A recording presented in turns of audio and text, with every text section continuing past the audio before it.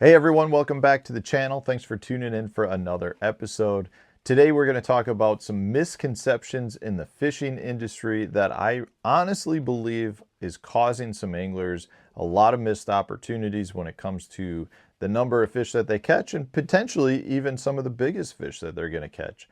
These are things that I hear routinely, whether it's me out in the tournament trail or at a local tackle shop or emails that I get from customers regarding core tackle.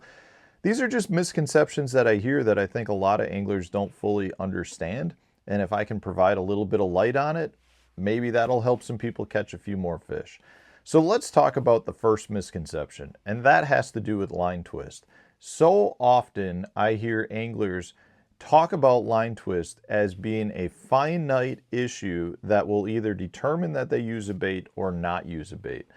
Line twist is something that unfortunately happens based on a lot of movement out of a bait. So if you have a bait, generally that is darting all over the place or has a lot of irregular motion throughout the day, you're going to get line twist.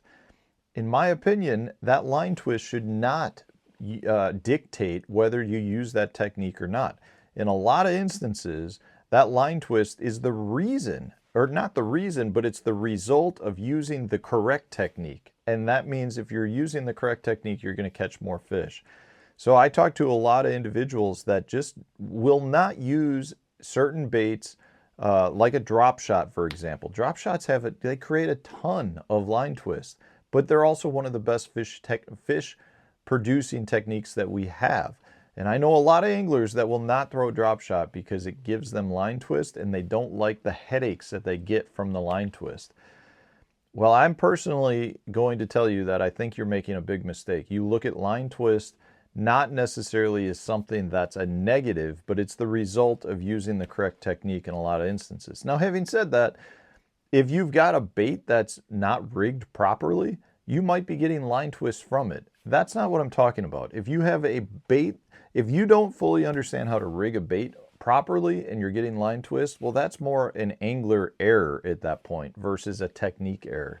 So it's important to recognize the difference. Line twist isn't fun. Nobody likes having line twist, but there are way too many anglers out there that allow it to dictate what baits they're going to use.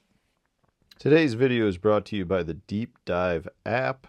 This has had an amazing new update. As you guys know, I love the water clarity feature. As you can see right here, we're looking at Grand Lake, which just had a whole pile of rain come into it. It went from being really clear to having a lot of dirty water coming in the bottom end of it.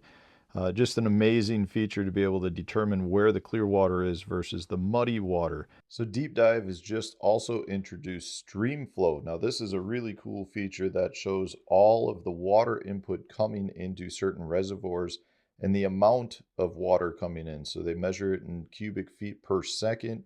You can see in this case, this is just a small creek, but then you can see the projected as well as the previous flows. If we move up the lake here, get into one of the larger rivers coming in, you can see here that we've got 490 cubic feet per second. And then it shows you that there's not much of a change expected. Now, if there's some rainfall coming, I'm sure those projections will change. If we scoot on over here to take a look at Kentucky Lake and Barkley Lake, much larger river systems, the Tennessee River, you can see what the projected outflow is going to be there, 28,000 cubic feet per second. Go check the Cumberland River here. We got 9.4 thousand cubic feet per second. Just an amazing feature that allows you to see all of the different water flows coming into the different parts of the lake. You can see which ones might be the most affected, which ones won't be affected, see what the projected outflow schedules are. A major feature to help you catch more fish. And that's on top of some of the other new features like the wind effects. Now, the wind effects is really cool because we've had wind effects as part of the app in the past, but all it did is show where the wind was hitting the shoreline the most, as you can see from the dots, the orange and bright red dots, which indicate where the wind is really striking. But now the wind feature also indicates what the wave action is like on the lake itself.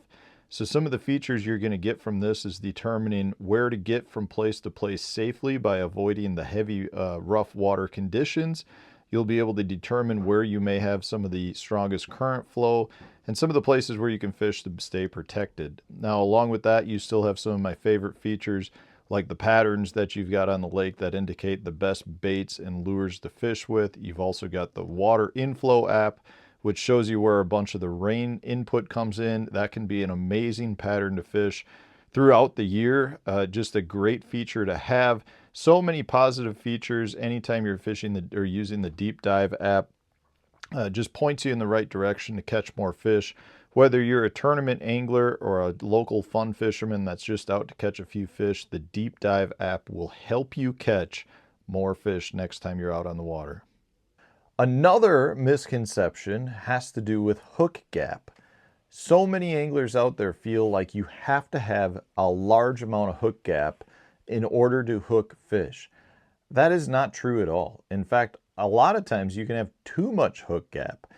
So the misconception here is there are a lot of anglers out there that look at a hook that's being used on a bait and they say there's just not enough hook gap here, so I'm either going to put too big of a hook in or they're going to change bait sizes to allow you to dictate that hook gap.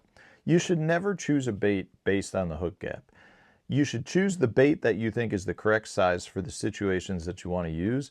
Try to adjust the correct hook in it, but don't think you got to have so much gap in order to hook a fish. In fact, I would actually argue that as long as you have any sort of hook sticking out of the bait that you're using, that there's enough gap there.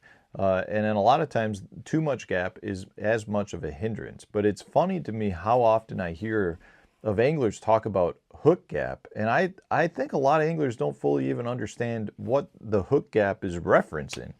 But don't choose a bait or choose a hook just specifically based on how much hook is exposed. I think you'd be absolutely blown away by how little hook gap you actually need to hook a fish. Doesn't necessarily mean it's the right hook to be using, but you will hook a fish with a tiny amount of hook gap. Another misconception in the fishing industry is that there's some sort of standardized testing or rating system. You know, when you go to the tackle shop and you pick up rods, what you see is there's every brand there has a medium heavy, fast action, 7-foot rod. Well, there is no set standard as to what one company's medium heavy is to another company's medium heavy.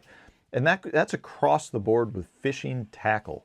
If you were to pick up hooks, a 3/0 hook by one company and the same style hook is not the same size as a 3/0 hook by another company. Fishing line is the same way. Line pound test ratings and diameters, they're all different. They're all over the place. There is no set standard for testing or ratings for any fishing tackle that's out there. So don't necessarily just pick up boxes or pick up packages and say, this is what I need. Fully examine that product to make sure it's going to fit the needs that you're looking for. There are too many anglers out there that just expect there to be some sort of consistent rating that goes across the board, and it's just not that way. Another misconception, I think, is oftentimes the fact that there are, we hear this all the time, baits are made to catch fishermen and not catch fish. I think there is a very good point to be had there that the cooler a bait looks, the prettier a bait looks, the more vibrant colors, you know, just the better the paint schemes, it does catch anglers. But you do have to catch the angler to get them to purchase it. But that doesn't mean it doesn't help to catch the fish either.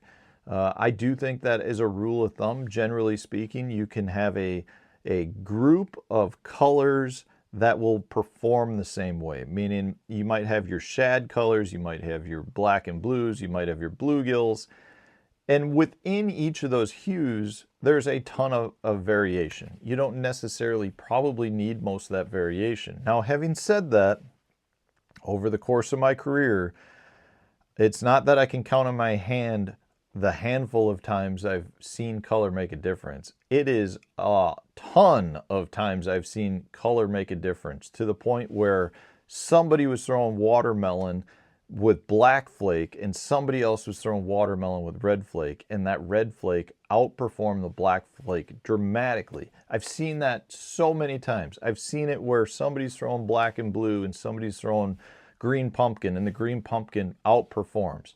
I've seen it, you know, where you could be fishing a bedfish and you fish it for a half hour with a tube that's in 12 different colors, and then you finally find that right color and they bite it on the first flip. I've seen enough instances to know that color does make a difference. That baits, the prettiness of the bait can have an impact at times. I've seen it where with smallmouth you could throw a topwater bait that is all one color, it'll work all right, and then you put a dab of chartreuse on the tail and all of a sudden the performance goes way up. Do I have a way to absolutely prove that? I don't have a way to actually give you statistics as to that making a difference, but I've seen enough experiences where it makes a difference. You know, the same can be said with the scent aspect. You know, there's a lot of baits out there that have various scents in it and different oils and you name it. I do think that that stuff makes a difference at a point. It's not just made to catch the angler. The companies that are out there are making products that in the end have to catch fish. If they catch an angler, that might be fine, but you're not going to get them to come back and buy those baits again if they don't catch fish. So the opinion that baits are being made just to catch anglers, I think is partially right because it's got to catch the angler first. But I also think that there's a big misconception out there that color and looks have no impact on the fish results, because I think that in the long run you'll see enough instances where it does actually make a big impact. So those are a few of the misconceptions that I see on a regular basis. Let me know in the comment section, what are some of the misconceptions that you hear other anglers referencing? I'd love to hear from you guys as well. Otherwise, if you enjoyed today's video, hit the like button, subscribe to the channel if you haven't done so already, and stay tuned for a new video coming out tomorrow.